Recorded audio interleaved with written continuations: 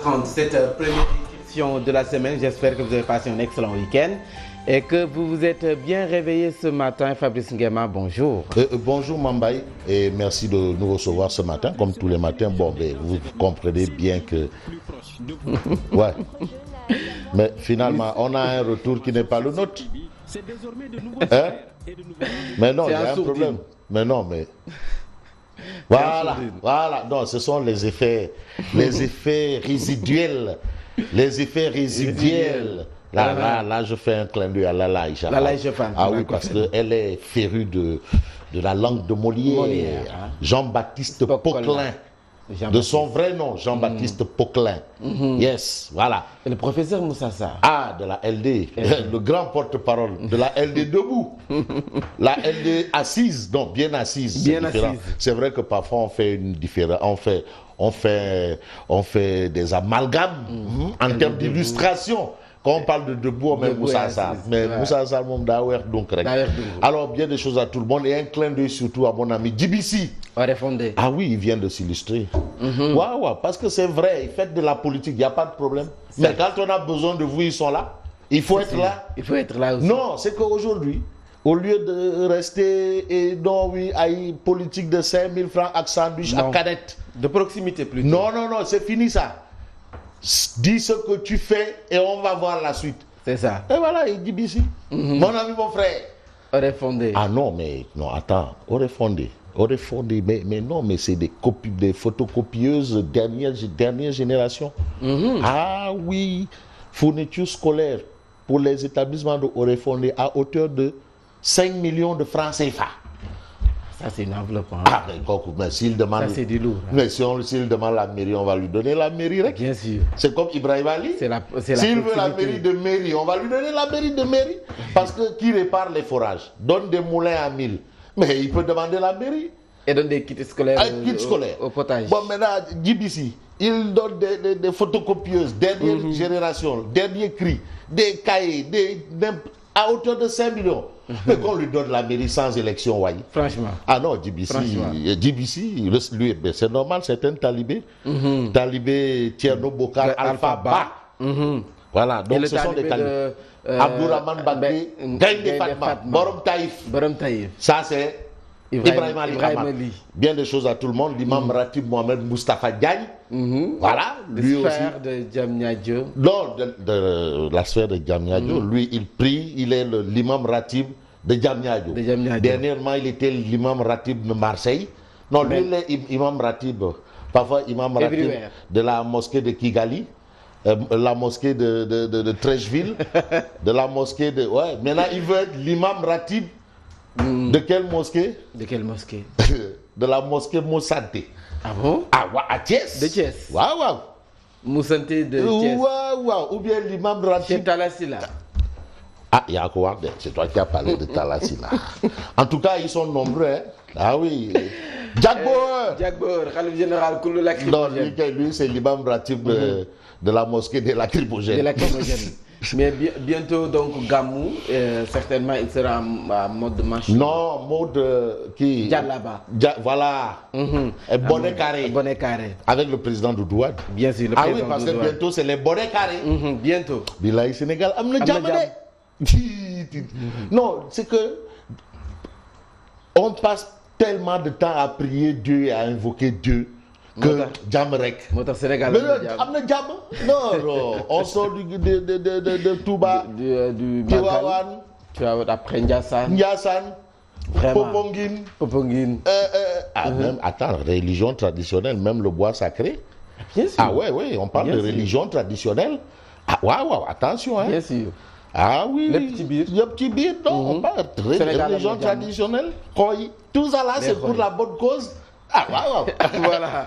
Alors, l'actualité est très bien fournie ce matin. Nous démarrons avec le quotidien du groupe des médias. On commence par la tribune, mais attends. Oui. Mais la mosquée de Tenguigui, là, il n'y a qu'un seul imam là-bas. C'est Tonsda de Niang. Là-bas, on pas touche. Ceux qui se disent imam de la vieille ville là, autoproclamé là. Il y a 14 dates. L'édile de la ville de Fils. Clé d'œil à vous. Alors, Affaire de 94 milliards à la une de la tribune. Sonko démonte l'Assemblée et enfonce Mamour Diallo. Mamour Diallo. Alors, est-ce que Mamour aura de quoi détaler avec la queue entre les jambes? C'est du français. C'est du français. Parce que vraiment, on va dire O et I, c'est comme on dit mettre de l'eau dans son vin.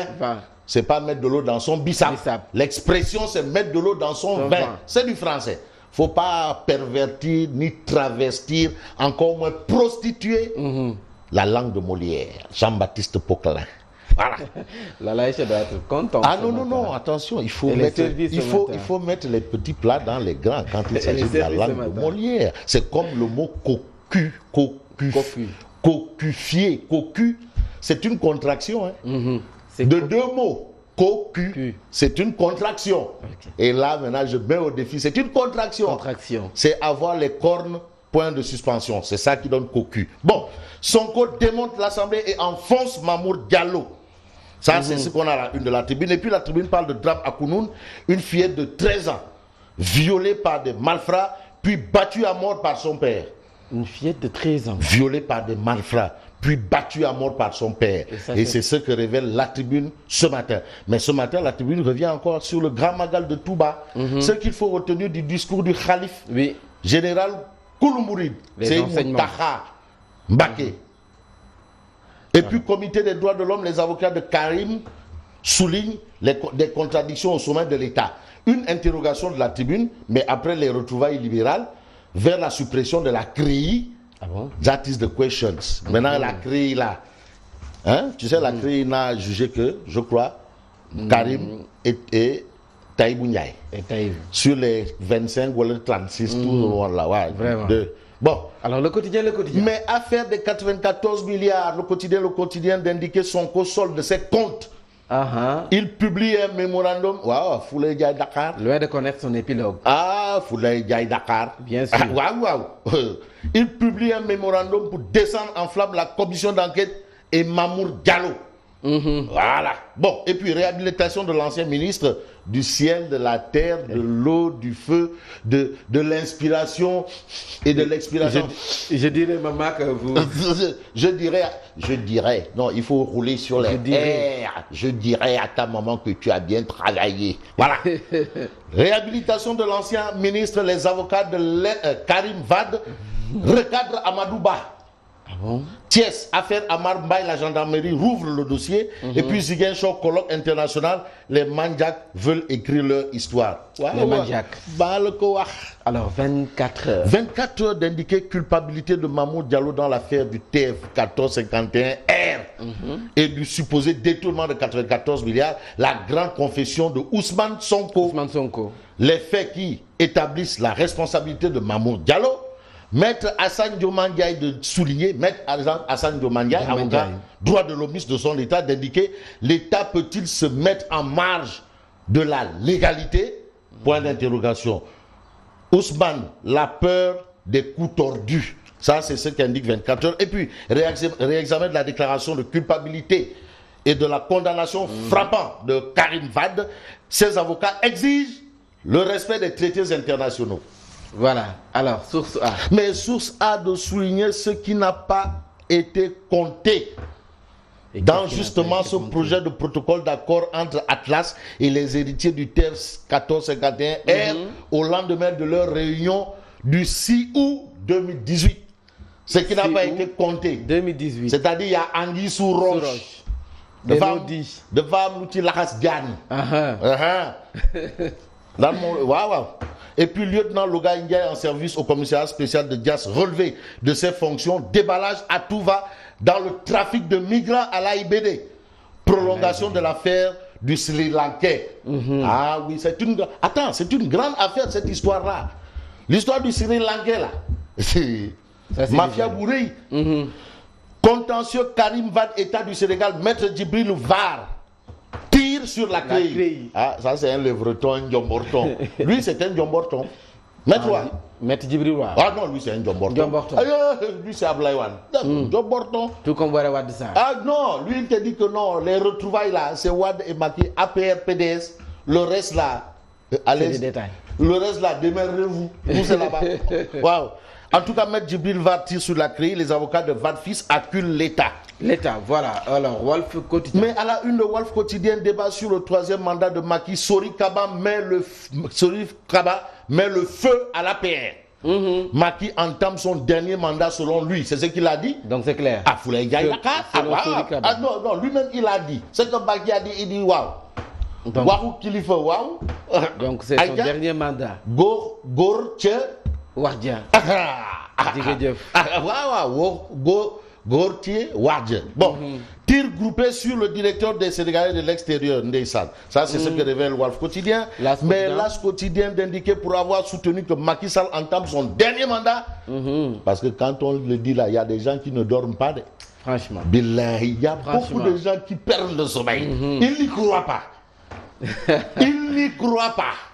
Franchement. Que c'est le dernier virage. Bon, maintenant encore qu'il faut poser le débat selon la Constitution.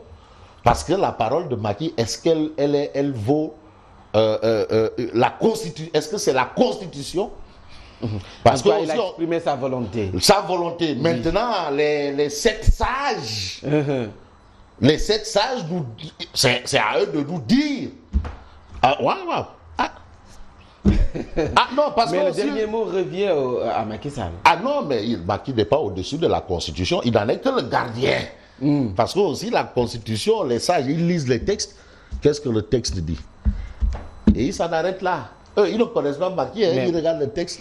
Mais pour être candidat, il n'a pas besoin de consulter les 7 sages. Ah, bon, en fait, en tout cas, il l'a dit que lui, c'est le dernier. Le dernier mandat. Bon, sur la base de quoi? Peut-être c'est ce qu'il veut. Oui. Est-ce qu'il l'a dit, c'est sur la base de la Constitution?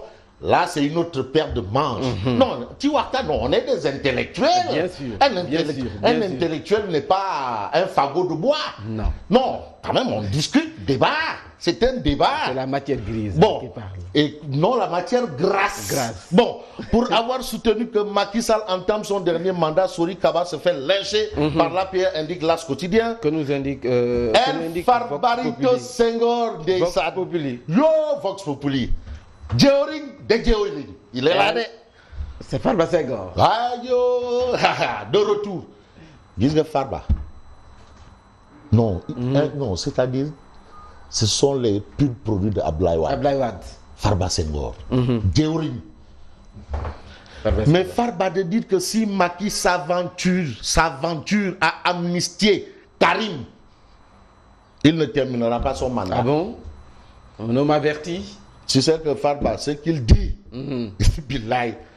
c'est la Bible ou le Coran du libéralisme, du wadisme.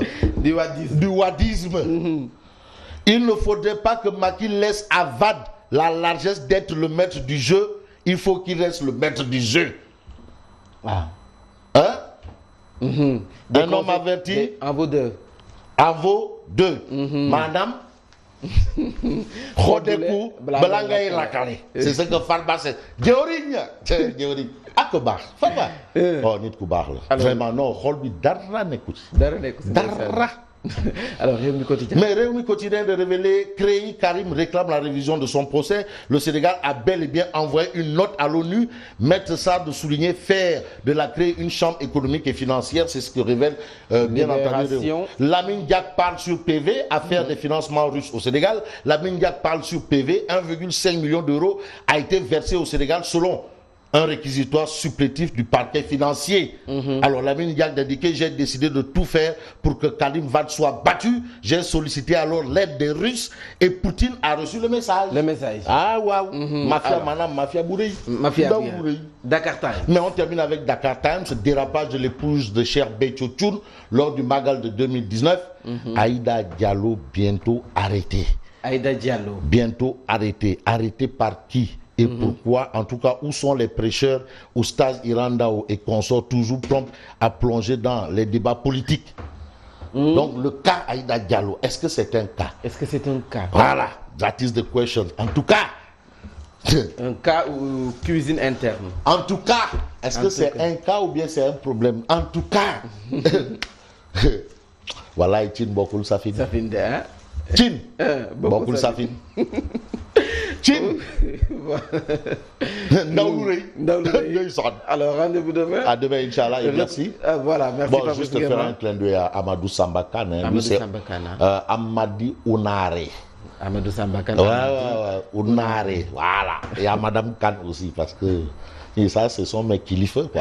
Alors, ku nekk am sa kilifa nag. ku nekk am sa kilifa Tons Daouda sama kilifa la. Ah waaw. Sunu kilifa la. Suñu kilifa. Voilà. Tons Amadou Lamine Amadou Samba Kane, yes.